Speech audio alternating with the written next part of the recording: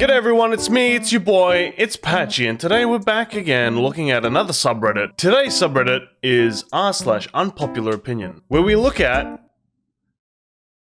Get ready for it. Unpopular opinions. Let's have a look. It's time to normalize men and women using umbrellas for sun protection in the US. Okay. In the US, there's a strange stigma around carrying an umbrella when it's sunny, especially for men, but honestly, it's a practical and effective way to protect yourself from the sun and heat. It's time we've erased that stigma. With the rising rates of skin cancer, even among young people, we should be encouraging everyone to take sun protection seriously. Think about it. School children in Australia regularly use umbrellas for sun protection, and it's a common sight for adults in Japan. Why are we behind on this? I don't know. I've never seen... it's been a few years since I've been in school. Yeah, I'm old. Okay. But yeah, nah, when I was in school, it was always... The big rule was no hat, no play. The sun in Australia is a killer, right? It's a very powerful, very strong sun. I realize that we all have the same sun, but I'm saying that it, for some reason, is stronger here in Australia. From a very young age, we've been taught to wear sunscreen, wear hats, don't stay out in the sun too long, you sit in the shade when you can, drink lots of water, all that sort of thing. And yeah, it's weird that it's not that much of a big deal in other countries. I think it's kind of weird. The sun's no joke. Skin cancer, no joke. Slip, slop, slap, put on a hat, you know what I'm saying? Anyway, I believe men and women should feel completely comfortable walking around with an umbrella on a sunny day without getting weird looks or feeling self-conscious. It's not about comfort in the heat, simple, proactive step for our health. Yeah, 100%. I'm pretty sure I considered it one time. Where was I? I was at Summer Nats, which is a car festival in Canberra. And the first time I went, I got super sunburned because I was just a stupid person. And I didn't wear any sunscreen. I didn't do anything. But it was hot as shit. The second time around, I wore a ton of sunscreen, had tons of water with me, and it was much better. And I think the third time, if I was going to go, I was going to just take an umbrella. Just because it would have been easy. I would have obviously worn sunscreen as well, but yeah. But I have this thing, I don't know, I hate having cream on my body. I don't know what the fuck it is. I just hate it. I hate the feeling of it. I hate being oily. I just hate it. I can't stand it. But I've gotten to the point where I'm the only stuff I will tolerate on my skin is now moisturizer. Yeah, I moisturize. How do you think I look this good, dude? And sunscreen. That's the only two things that I will tolerate. Everything else, I'm nah, dude. Get it away from me. Anyway, unpopular opinion, yeah, it shouldn't be. It should be a very popular opinion to be sun conscious and sun safe, you know? Anyway, next. People that don't use desktops or laptops are weird. 100%. Yeah, at face value, definitely an unpopular opinion, but I get that there is a whole generation that does everything on their phone and it's not crazy. Well, yeah, that's what I was literally about to say. I think that it's weird that people don't give a desktop PC or laptop a chance because they think they don't need them. I can do most things on my phone, but having a file system and a million other benefits make using a normal computer an easier solution for things like paying bills, checking your stupid social media. Yeah, just having a mouse and keyboard is huge. Nah, 100%. Dude, I feel like I'm at a disadvantage when I'm having to use just a touchscreen. If I have other peripherals to use, it makes life so much easier. But even still, the combination of both is insane. Touchscreen and keyboard and mouse is so weird. And at work, we've got touchscreens, mainly for the point of sale system. And you could literally just use the touchscreen bit and then, I need to look up something, boom, keyboard and mouse. Easy peasy. I was this close to just getting one, to getting a touchscreen, just for fun. But I was nah. That's just stupid money.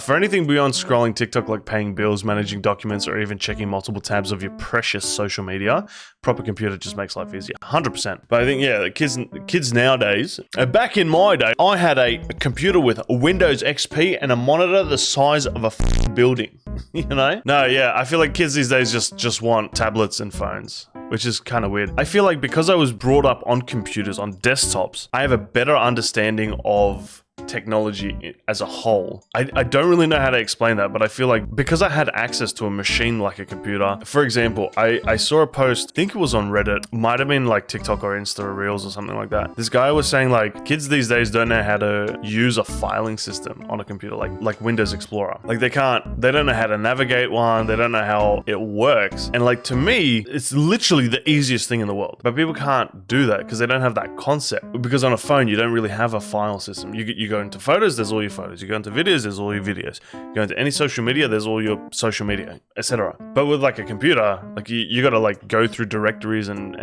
like that. And you know, it's not obviously that dramatic, but like you get what I mean. Dead set, I feel like that like one lady that was like, kids these days don't know how to write a letter, they don't know how to balance a checkbook. And the top comment was like, yeah, and you don't know how to CC an email. Like, I feel like that guy right now. Like, kids these days don't know how to find files on their computers. They don't know how to, I don't know. Kids these days don't know how to save an image as a PNG instead of a JPEG.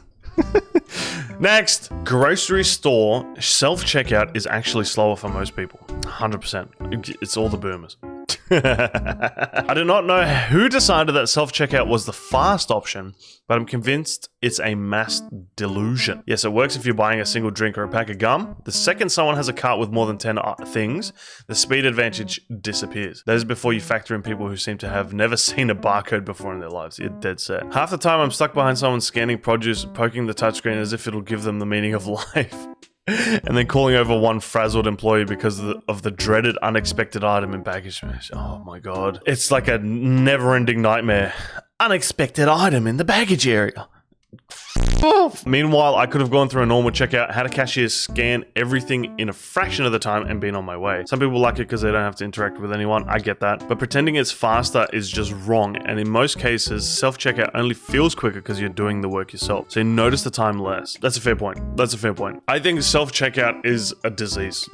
I hate it. I hate it so much. If they offered like a 5% discount on your items because you're doing the work, sure, 100% is great. It's fantastic. But it should be like max 10 items. But the issue is in my local Woolies, they will usually have like 2 open registers. And this is like peak hour shopping too. So like after work, I go in, grab a couple of things and I'm there for like half an hour, bro. Because like the lines are stacked at the self-checkout because no one wants to wait for the 2 open registers. They have like 8. They have 8 spots for registers, give or take, right? But no, they don't open them. They don't put the workers on. It is so frustrating, especially when you get like older people who don't really get it. They're standing there, they have no idea what the fuck they're doing. It's aggravating, you know? And like for me, it's no problem. You know, I work in retail. I can scan items. I'm usually in and out pretty quick. The longest time is scanning and then putting it in the tiny little area they give you to put all your shit. And then it's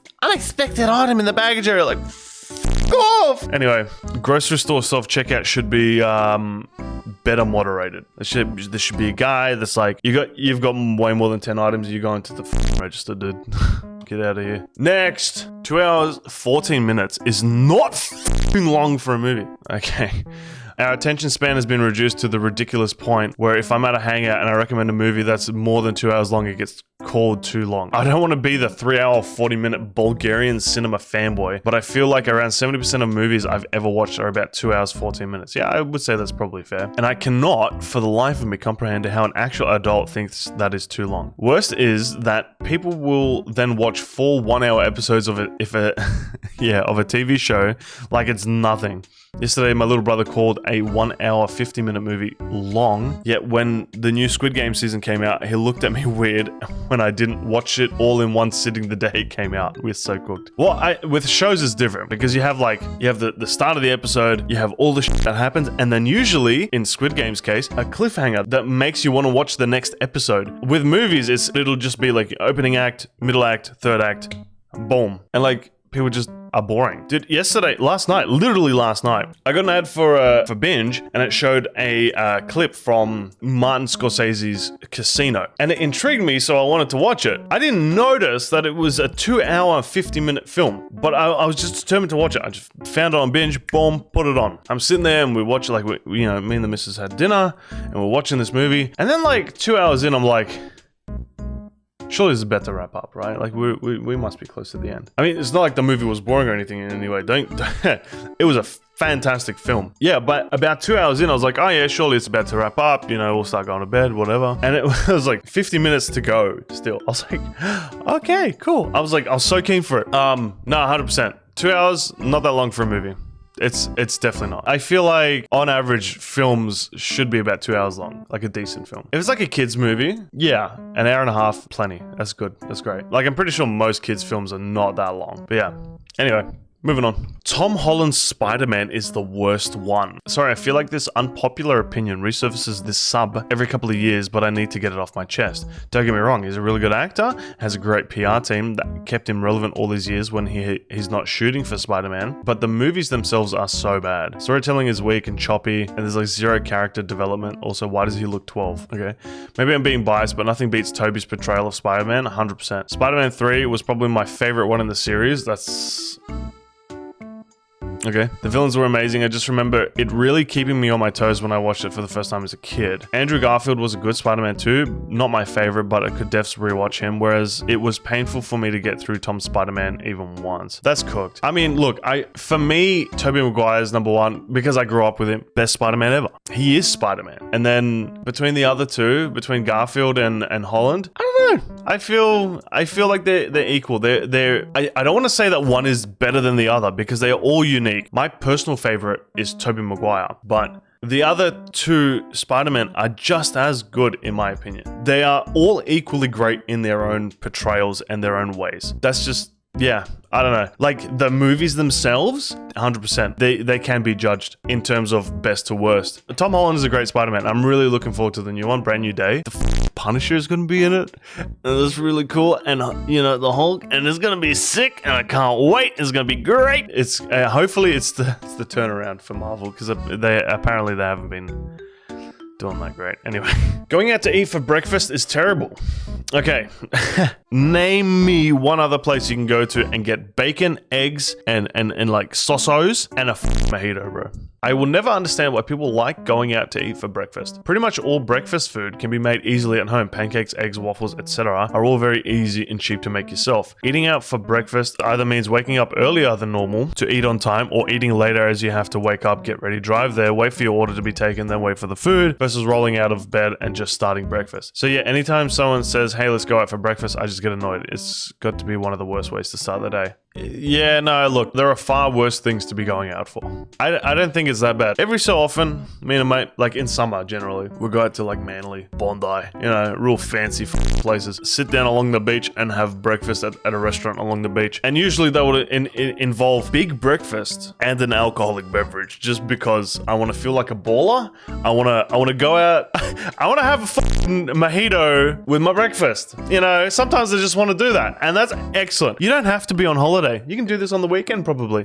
Go out first thing in the morning. You get there, you sit down by the beach, you order yourself a big fucking breakfast, and you have yourself a big fucking mojito.